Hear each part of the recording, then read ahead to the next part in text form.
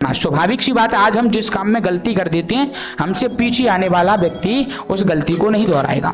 जैसे कि मान के चलो सिंपल सी बात कि आपके घर से ही आप बड़े हैं और आप वनडे एग्जाम की तैयारी करके किसी नौकरी में लग गए।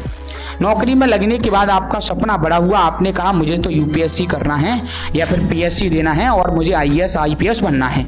आपने भैया प्रिपरेशन करी। जैसे ही आपने प्रिपरेशन करी तो प्रिपरेशन के दौरान आपने क्या किया, जिस समय पर जिस किताब की आवश्यकता है आपने वो नहीं पढ़ी। आपने पॉलिटी के लिए किसी टीचर का नोट्स उठा लिया, लक्ष्मीकांत भी उठा ली, किसी दूसरे सब्जेक्ट को भी उठा लिया, 4 जगह से नोट्स उठा करके अंडरलाइन पेंडरलाइन अंडरलाइन पेंडरलाइन। एक बात हम ये नहीं कर पाए कि अगर एक किताब हम किसी टीचर का नोट्स या फिर लक्ष्मीकांत या कोई भी सब्जेक्ट एक किताब ला करके, जब हमने 4 किताब अलग अलग जगह अंडरलाइन करी थी तो उसी किताब को अगर 4 बार अंडरलाइन कर लेते तो अच्छे से याद हो जाता कि नहीं हो जाता। अरे एक किताब को आपने अंडरलाइन करके रख दिया, क्या याद हो जाएगा? नहीं होगा ना। उस किताब का ही दोबारा से क्या करेंगे, रिवीजन करेंगे। फिर तीसरी बार उसका क्या करेंगे, रिवीजन करेंगे। और फिर चौथी बार से क्या करेंगे, रिवीजन करेंगे।